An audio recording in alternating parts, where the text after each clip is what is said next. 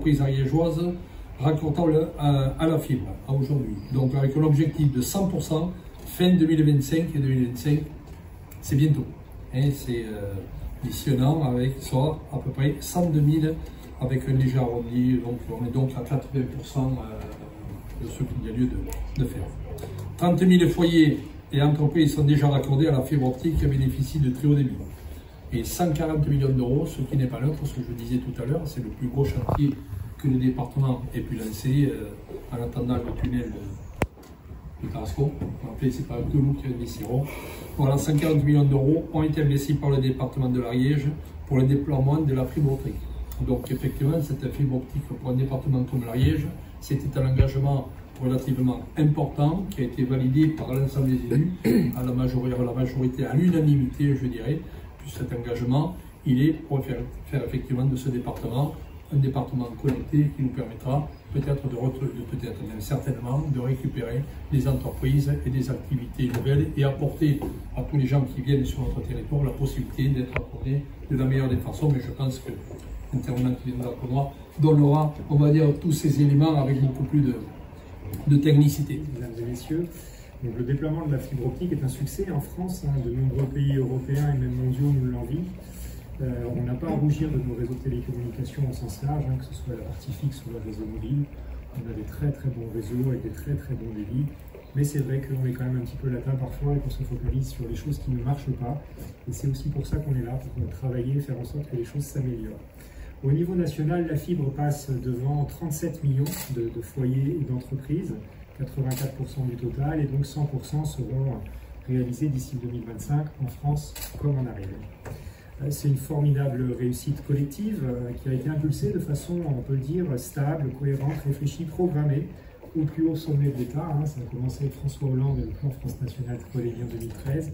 Ça a été poursuivi par les présidents Macron en passant par le président Sarkozy. Et puis bien sûr au niveau local, évidemment, cet accompagnement a été fait. On peut citer Augustin Boropo qui avait déjà initié le RIP de première génération qui a été après utilisé par Ariège Très Haut Débit pour passer des fibres optiques.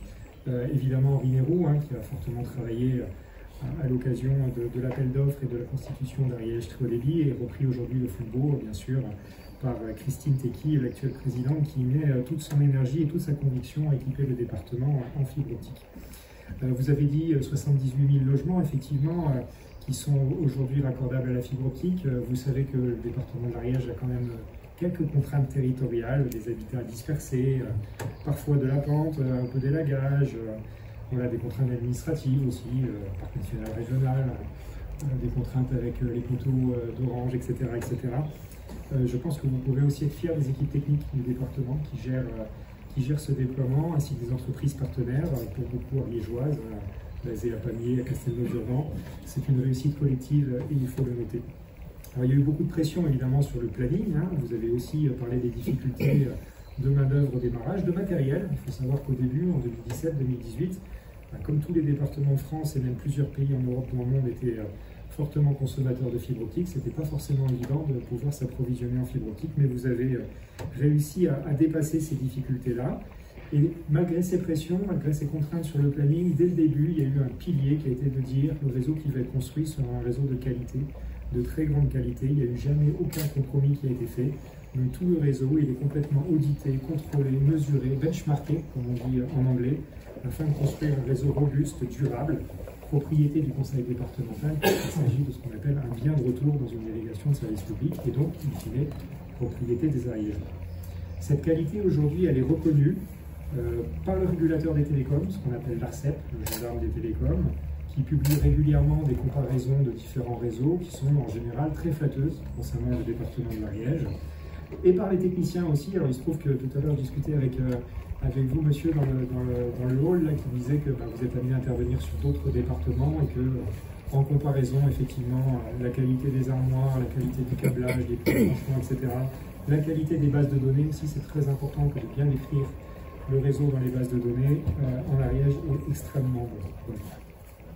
Vous l'avez dit, 800 raccordements environ sont réalisés tous les mois. par les opérateurs Orange, SFR et Bouygues Télécom, que je remercie parce qu'ils jouent complètement le jeu de la qualité sur nos réseaux et sans eux rien ne serait possible. Voilà, donc soyez vraiment remerciés à travers la formation des techniciens, la reprise des malfaçons quand il y en a, parce qu'il peut y en avoir. Ces reprises de malfaçons sont faites par les opérateurs et par les entreprises et pour cela, on vous remercie. Pour maintenir la qualité du réseau, donc vous l'avez dit, M. Sanchez, nous avons mis en place ce fameux passeport technicien référent fibre optique que l'on va remettre dans quelques instants à quelques techniciens. Il n'était pas question de faire venir les 40 aujourd'hui, bien sûr. Vient matérialiser le fait que la personne qui fait les raccordements, elle a toutes les compétences pour le faire. Premièrement, elle a été formée par son opérateur, par son entreprise. Et ça, c'est très important parce que ce n'est pas nous, Ariège Trevili, qui formons techniquement. On vient juste là pour rappeler les bonnes pratiques, mettre en avant aussi les mauvaises pratiques, ce qu'on ne veut pas voir, et s'assurer aussi, c'est très important, et vous l'avez cité, je n'oublie jamais, les règles de sécurité. Voilà, vous êtes l'acteur de votre propre sécurité. C'est important aussi de travailler en sécurité parce que c'est l'image de marque qui est donnée vis-à-vis des gens qui se raccordent à la fibre, vis-à-vis des élus du département. Voilà, donc je vous remercie d'avoir assisté à cette session. Vous l'avez dit, M. Sanchez, 80% de bonnes réponses étaient nécessaires. Ce n'était pas l'école des fans, voilà, on ne va pas donner de chiffres et encore moins de noms, mais quelques-uns n'ont pas réussi à atteindre cette barre de 80%. C'est pas grave, ce qu'on va faire, c'est dans l'attitude positive qui nous caractérise.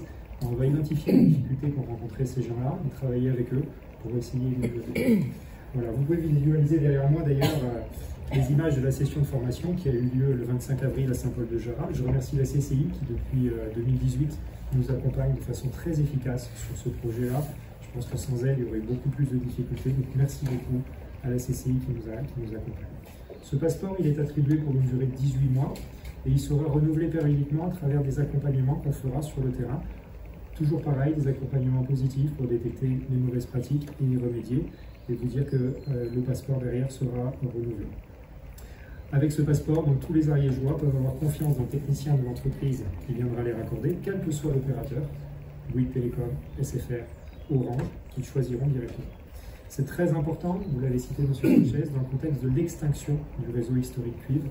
D'ici 2030, le cuivre, le réseau historique qui supporte le téléphone et la VSL, va s'arrêter progressivement. Dès 2027, 29 communes sont concernées en Ariège. Ça veut dire que d'ici là, tous les logements, toutes les entreprises devront avoir basculé sur le réseau fibre optique.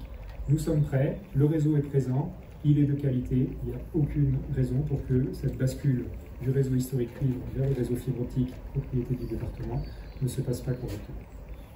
J'adresse donc mes remerciements aux opérateurs présents à nos côtés, aux entreprises, à l'entreprise Sudalix qui n'a pas pu être présente aujourd'hui mais qui réalise des audits pour nous, voilà, c'est-à-dire qui vient contrôler derrière et qui nous fait des remontées, à la PAV, représentée par Fabrice ici présent, qui nous a apporté son expertise technique sur l'accompagnement de la session de formation.